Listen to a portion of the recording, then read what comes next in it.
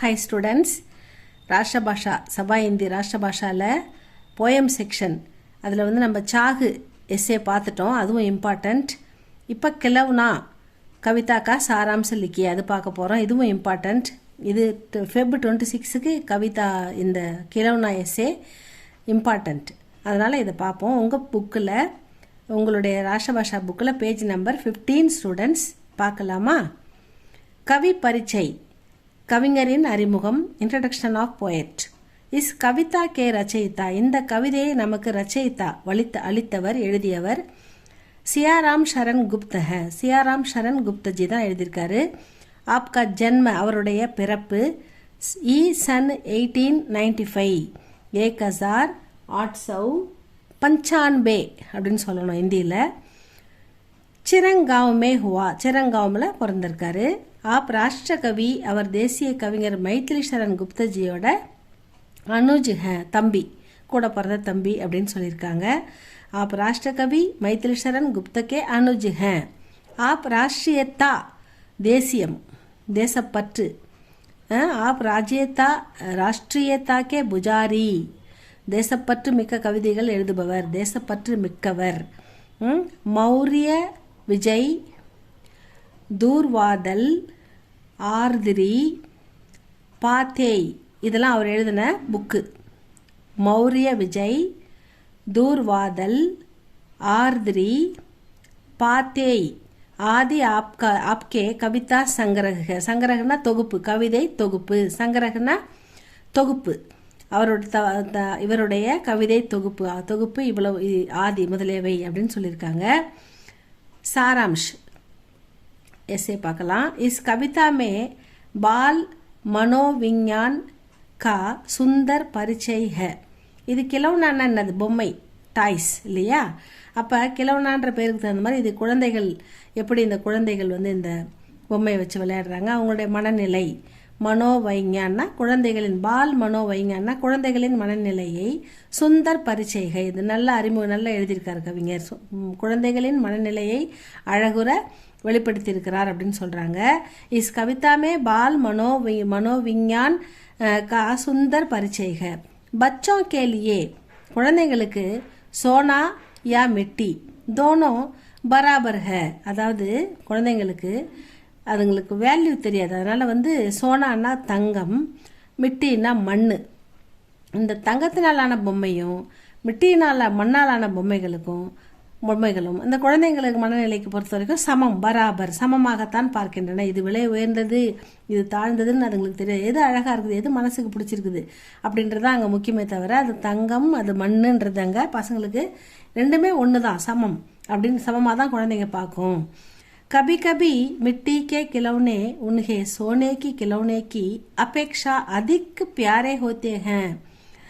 அடிக்கடி பசங்களுக்கு மிட்டி கே கிலோனே, இந்த மண்ணினால் செய்யப்பட்ட பொம்மைகள், பொம்மை பாத்திரங்கள், சின்ன சின்ன மண் பொம்மைகள் செய்கிறாங்கள்ல, அது உனகே சோனேக்கே கிலோனேக்கே தங்கத்தினாலான அந்த கிலோனே பொம்மைகளை விட அபேக்ஷா அட்ராக்ட் அதிகம் பண்ணுதான். இந்த மண்ணாலான பொம்மைகள் தங்கத்திலான பொம்மைகளை விட அதிக பியாரே ஹோத்தே அதிகமாக பசங்களுக்கு பிடிக்குதான்.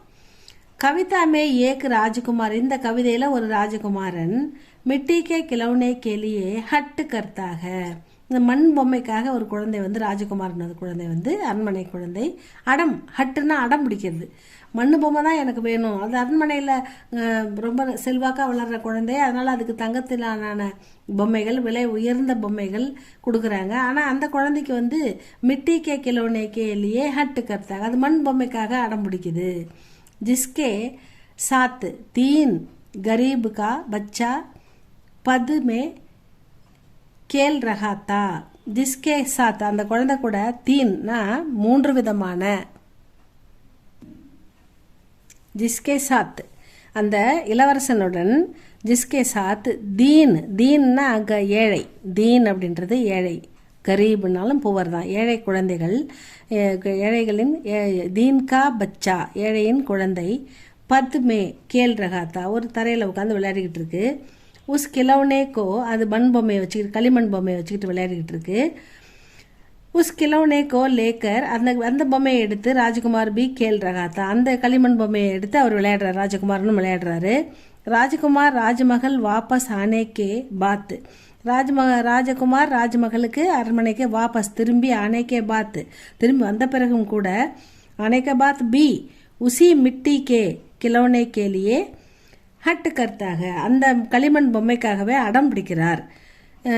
தாஸ் தாசியா உன்ஹே சமஜாத்தே ஹே, குழந்தைய பாதுகாத்துக்கிற அந்த தாசியா அவங்க வேலைக்காரங்க அந்த குழந்தைக்கு, அந்த பையனுக்கு, இளவரசனுக்கு வே உசே சோனேக்கே கிலோனே தேங்கே, நான் உனக்கு தங்கத்தில் கொடுக்குறேன் அப்படின்னு சொல்கிறாங்க.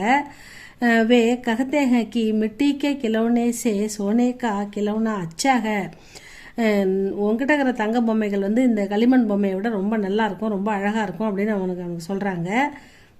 என்னென்னோ சொல்லி பார்க்குறாங்க அந்த ராஜகுமார் கிட்ட.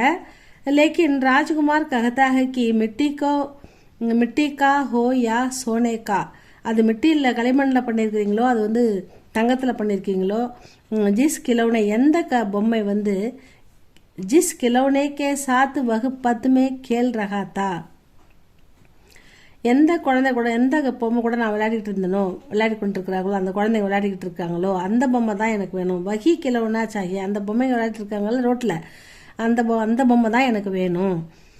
கியோங்கி உஸ்மே படா ஆனந்த ஆத்தாத்தா, அதில் எனக்கு ரொம்ப சந்தோஷம் இருக்குது. அப்போ வந்து அதுதான் எனக்கு எது எனக்கு ரொம்ப சந்தோஷத்தையும் மகிழ்ச்சியும் கொடுக்குதோ அந்த பொம்மை தான் எனக்கு வேணும் அப்படின்னு அந்த ராஜகுமாரர் அடம் பிடிக்கிறார். தங்கத்திலே கொடுத்தாலும் அதில் அவருக்கு சந்தோஷம் இல்லை. அந்த குழந்தைங்க ஏழை குழந்தைங்க வச்சு விளையாடிக்கிட்டு இருக்கிற களிமண் பொம்மையை தான் அவருக்கு வந்து அந்த குழந்தைங்க ஜாலியாக சந்தோஷமாக விளையாடும் போது இவருக்கு அந்த சந்தோஷம் ஏற்படுது. அது கூட விளையாடுறாரு. வீட்டுக்கு வரும்போது அரண்மனைக்கு திரும்பி வந்தாலும் அதையே கேட்டு அடம் பிடிக்கிறாரு அப்படின்னு சொல்கிறாங்க. ஏன்னா அவருக்கு வந்து கியோங்கி அது தங்கமோ இல்லை களிமண்ணோ, ஏன்னா எனக்கு படா ஆனந்த ஆத்தாத்தா, அது கூட அந்த களிமண் பொம்மையோட விளையாடும் போது எனக்கு ரொம்ப சந்தோஷமாக இருக்குதுன்னு சொல்கிறாரு. சல்தே சல்தே ராஜ்குமார் அதிக ஹட்டு கட்னே லகா, நடந்து போக போக இன்னும் அரண்மனை நெருங்க அவர் ரொம்ப அடம் பிடிக்கிறார். அந்த தரையில் குழந்தைங்க உட்காந்து விளையாடுற களிமண் பொம்மை வேணும் அப்படின்னு ரொம்ப அடம் பிடிக்கிறாரு. அது அதிக ஹட்டு கர்னே லகா, அதிகமாக அடம் பிடிக்க ஆரம்பிக்கிறாரு. உஸ்னே சபி ஸ்வர்ணக்கி சீஜோங்கோ ஃபேங்க் தியா, அடுத்து அவர் என்ன பண்ணுறாருன்னா சபினா எல்லா, ஸ்வர்ணக்கி தங்கத்தினால் ஆன, சீஜம் பொருள்களையும், ஃபேங்க் தியா தூக்கி வீசுறாரு. எனக்கு வேணான்ட்டு, எனக்கு அந்த களிமண் பொம்மை தான் வேணும், இந்த தங்க பொம்மைலாம் எனக்கு வேணாம் அப்படின்னு தூக்கி வீசுறாரு. ஃபேங்க்னா தூக்கி வீசுறது. கியோங்கி உசே மிட்டி கா வகு கிலோனா ஹி பசந்த் தான், அவருக்கு அந்த களிமண் பொம்மை தான் பசந்த்னா விருப்பமாக இருக்குது. அந்த மிட்டி அந்த மண்ணால் செஞ்ச அந்த பொம்மை தான் அவருக்கு பிடிச்சிருக்கு. பச்சோங்கா ஸ்வபாவ் படா விசித்திர ஹோத்தாக, குழந்தைகளின் மனநிலை ரொம்ப விசித்திரமானது, நம்மளால் புரிந்து கொள்ள முடியாதது. ஏன்னா வந்து விலை உயர்ந்தது அப்படின்னு கூட அவர் தெரியாமல், விலை கம்மியாக இருந்தாலும் அதில் தான் எனக்கு சந்தோஷம் இருக்குது, அதான் வேணும்னு கேட்குது குழந்தை. அப்படி பசந்துக்கு சீஜு சோனா யா மிட்டி, நமக்கு மனசுக்கு பிடிச்ச தங்கமாக இருந்தான்னா அது மிட்டியாக இருந்தானே, நமக்கு எது சந்தோஷம் கொடுக்குதோ அதுதான் நமக்கு வேணும் அப்படின்னு அந்த குழந்தை நினைக்குது. உஸ்கி உன்ஹே கோய் சிந்தா நகி, வேறு அதுக்கு எந்த கவலையும் இல்லை, அது தங்கம், அது மிட்டி, அது வேல்யூ கிடையாது, இது வேல்யூ உள்ளது அப்படின்ற வேறு எந்த சிந்தனையும் அந்த குழந்தைக்கு இல்லை. இஸ் கவிதாமே ராஜ்ஹட்டு தத்தா பால்ஹட்டு கா வர்ணன் மண்கோ சூ லேத்தாக, நம் மனதை கவர்கிறது. இந்த குழந்தையை நடம்பிடித்தல், இந்த குழந்தையுடைய மனநிலை, அது கிடைக்கிற அந்த சந்தோஷம், இதெல்லாம் வந்து பார்க்கும்போது நமக்கு வந்து இந்த குழந்தைய மனநிலையை ஆசிரியர் வர்ணித்திருப்பது நம் மனதுக்கும் சந்தோஷத்தையும் ஆச்சரியத்தையும் ஏற்படுத்துகிறது அப்படின்னு சொல்லி முடிக்கிறாங்க. இந்த கிலவுனா எஸ்ஏ நல்லா படிச்சுங்க ஸ்டூடெண்ட்ஸ். இது வந்து Feb 26 இம்பார்ட்டண்ட்டில் இருக்குது, வரதுக்கு 99% வாய்ப்பு இருக்குது, வந்துடும் இது. அதனால் நல்லா படிங்க. நெக்ஸ்ட் வீடியோவில் பார்க்கலாமா? ஷேர் பண்ணுங்கள், உங்களுக்கு பிடிச்சிருந்தால் லைக் பண்ணுங்கள், ஷேர் பண்ணுங்கள், சப்ஸ்கிரைப் பண்ணுங்கள் ஸ்டூடெண்ட்ஸ். தேங்க்யூ ஃபார் வாட்சிங்.